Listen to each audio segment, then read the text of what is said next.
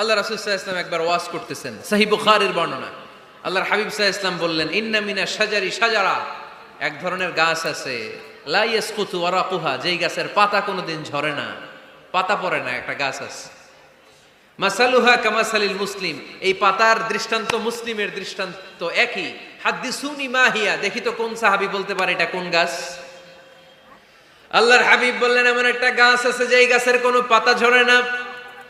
এই পাতার দৃষ্টান্ত, গাছের দৃষ্টান্ত, মুমিনের দৃষ্টান্ত একরকম। ফাহাদ্দিসুনি মা হিয়া, কে আছো বলতে পারো এটা কোন গাছ? কেউ পারে না। সাহাবারা মনে করছে এটা মরুভূমির কোন একটা গাছ হবে। কেউ বাড়ির পাশে যে খেজুর গাছ আছে এটা খেয়াল করে নাই, সবাই চলে গেছে অন্য গাছের দিকে। ক্যাকটাস, গুলমলতা, মরুভূমির রেয়ার যে গাছগুলো আছে, দুর্লভ দুষ্প্রাপ্য গাছগুলো, তারা এক একজন একটার পর নাম বলতে আরম্ভ করলো। আল্লাহ রাসূল সাল্লাল্লাহু আলাইহি ওয়াসাল্লাম বললেন হয় নাই, একজন বলে একটা, আল্লাহর হাবিব বললেন হয় নাই।